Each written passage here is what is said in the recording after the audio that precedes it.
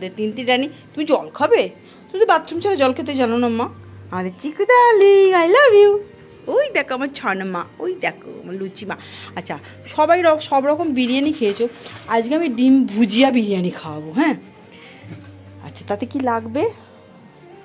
কালো সর্ষে কোথায় গেল, হ্যাঁ কালো সর্ষে আর বিউলির ডাল, 200 গ্রাম মতন পেঁয়াজ, 2টো বড় টমেটো, 4টে ডিম, একটা গোটা রসুন। আচ্ছা আর ভাতটা সিদ্ধ হবে এইগুলো দিয়ে: তেজপাতা, গোটা জিরে, জায়ফল, এটা কি বলে, জয়ত্রী, ভুলে যাই মাঝে মধ্যে। আচ্ছা এলাচ, দারচিনি আর লবঙ্গ, এইটা দিয়ে কিন্তু জলটা ফুটিয়ে ভাতটা হবে। হ্যাঁ তোমরা আগে দেখতে থাকো কি হয়। আর সাথে মির্চি আর সানডে সাসপেন্স কমন। আর এই যে সাথে জল খাই, আমাকে একটু বলো তো। ওফ আচ্ছা আমি কিন্তু এটা অন্যভাবে করব। এটা অ্যাকচুয়াল কাঁচা চাল দিয়ে করাটা বেস্ট ভালো লাগবে, কিন্তু আমার ভাতটা হয়ে গেছিলো কাজের প্রেসারের চক্করে, আমি কিছু রান্না করে উঠতে পারিনি, তাই ভাবলাম এটা ফটাফট করে নিই। তো তার জন্য জলটা গরম করতে দিয়েছি। এটা কিন্তু যেভাবে বিরিয়ানি করা হয় কাঁচা জল মানে জল ফুটিয়ে মশলাগুলো দিয়ে করতে হয়, তো আমি ঠিক অপোজিট করছি। ভাত যেহেতু আগে হয়ে গেছে, জাস্ট ওটা টকবক করে যখন ফুটে যাবে তখন এই ভাতটা দিয়ে খাটে চাপা দিয়ে তুলে নেবো। হ্যাঁ আচ্ছা মধ্যিখানে যে কারি পাতা কথাটা বলা হয়নি, কারি পাতাটাও লাগবে। তো ঠিক আছে তোমরা আগে প্রসেসটা দেখতে হবে। আচ্ছা আর একটা জিনিস, অনেকে দেখুন বাড়িতে বাসি ভাত থাকে, ভাত হয়তো ফ্রিজে এক্সেস হয়ে গেল, তো সন্ধেবেলায় খাওয়া বা দুপুরবেলায় কিছু না থাকলে এটা আমি মাঝে মধ্যেই করে থাকি, তাই আমি আপনাদের দেখাচ্ছি। আমি বাসি ভাতও এটা করে থাকি। বাসি ভাত যদি টকটকে জল না দিয়ে ফ্রিজে রেখে দেওয়া হয় না, বা জল দিয়েও যদি ফ্রিজে রাখা হয় দেখবেন গোটা গোটা হয়ে যায়, তখন এই প্রসেসে যদি করেন দুর্দান্ত খেতে লাগবে, করে খেয়ে দেখবেন। এই হচ্ছে আমাদের টিন ডাইনি। ঠিক আছে এদিকে জলটা ফুটে গেছে, আমি মশলাগুলো সব দিয়ে দিই। হ্যাঁ পরপর তাই তো এরকম সব দিয়ে দিলাম। ঠিক আছে এটা ফুটছে। হ্যাঁ এবারই দেখো তৈরি রেডি ভাত, গরম ভাত, এটাও দিয়ে দেবো এতে।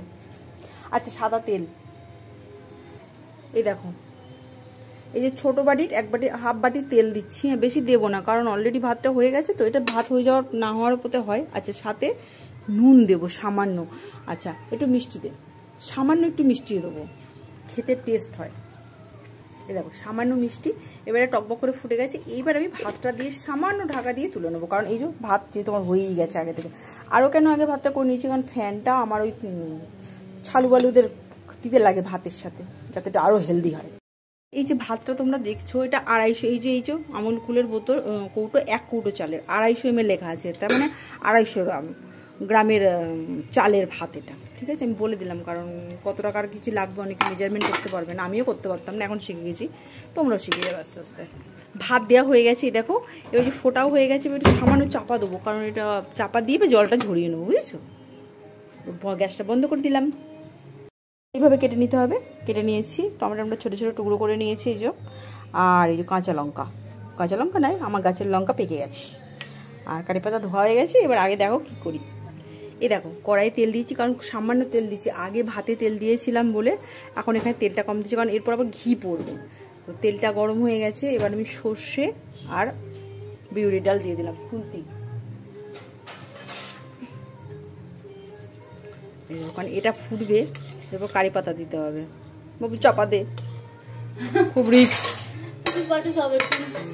তাই চাপা দিয়ে রিক্স নেয়। ভিতর থেকে আওয়াজ আসছে ফুটুস ফাটুস, তার মতলব হয়ে গেছে।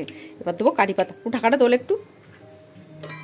হ্যাঁ এটা আবার আরো তাড়াতাড়ি বন্ধ করে। সরষের মতনই ভয়ঙ্কর জিনিস, বুঝেছো। এসব জিনিস চাপা দিয়ে রান্না করাই ভালো, অত অত অত ইয়ে ভালো নয়, বুঝেছো। চাপা দিয়ে রান্না করো। এরপর ভাজা হয়ে গেলে পেঁয়াজটা আর লঙ্কাটা দেবো, রসুন দেবো সাথে। মোটামুটি হয়ে এসছে, এবার আমি রসুন আর কাঁচা লঙ্কাটা দিচ্ছি। ভালো করে ভেজে নেবো রসুন আর কাঁচা লঙ্কা, কিন্তু এটাও সেই চাপা দিয়ে, বুঝেছো, রিক্স নেওয়া যাবে না। হচ্ছে ঠিক আছে, ওই বাপে চাপা দিয়ে দিলাম। যখন সুন্দর একটা সেন্ট ছাড়বে না রসুনের সেটা আমার ভীষণ ভালো লাগে। আর দেখো লাল লাল মতন হয়ে গেছে ভাজা, তখন দেবে পেঁয়াজটা। এইবার পেঁয়াজ ভাজার একটা সুন্দর প্রসেস।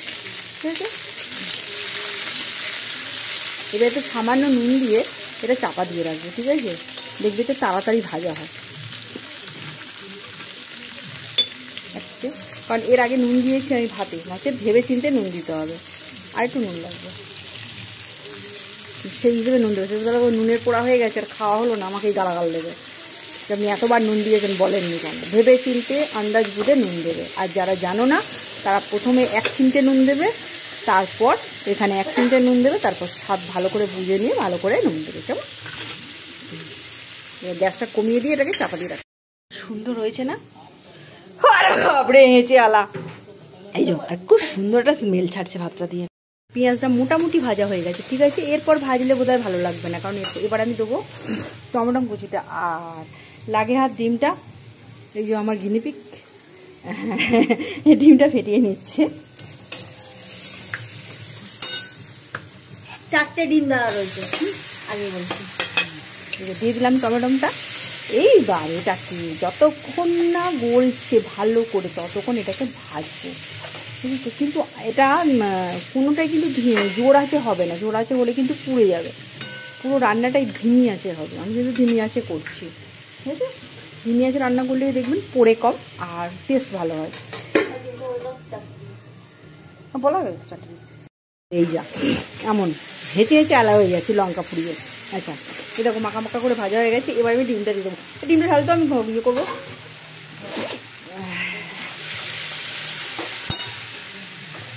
চলো, 4টে ডিম দিলাম। এবার এই ডিমটাকে ভালো করে ভাজতে হবে। যদিও আমার তেল কম আছে, জানি না কীরকম হবে। একটা ভুজিয়া, এটা এইখানে গ্যাসটাকে জোরে দিয়ে রান্নাটা করতে হবে, হ্যাঁ, ভুজিয়া করার জন্য। পুরো ভুজিয়াটাই হবে। যার যে এটা ডিমের কোনো মাত্রা নেই, যে যেমন ডিম খেতে ভালোবাসে সে সেরকম দেবে। আমরা 4টে দিয়েছি মোটামুটি, বেশি দিলাম না, ঠিক আছে। তো ভাজতে থাকি। আচ্ছা, আমি ছেড়ে দিয়েছি করা এই কারণে আমার ডান হাতে প্রচণ্ড ব্যথা বলে, ওই জন্য বেশি আমি নাড়তে পারি না এখন। তো ওকে দিয়েছি নাড়তে। আমি এবার হলুদটা আর সামান্য লঙ্কা গুঁড়ো দিয়ে দিই, হ্যাঁ, ওতে। এটা কিন্তু আলাদাভাবে শুধু ব্রেকফাস্টে খাওয়া যেতে পারে, হেলদি ফুড হয়ে যাবে, খুব সুন্দর লাগবে খেতে। করে দেখবেন। আমরা যেগুলো খাই সেগুলি একটুখানি এদিক সেদিক এপাশ ওপাশ ধপাস করে কাজগুলো করি। আমাদের রান্নাবান্নাটা এরকমই হয়, কারণ আমরা তো বিগ কুক নই। কুক না কুক জানি না। ঠিক আছে, জবি আয়। এটা হয়ে গেছে, দেখো না। এবার ভাতটা দেবো আস্তে আস্তে, ঠিক আছে। দাঁড়াও, ভাতটা দিই।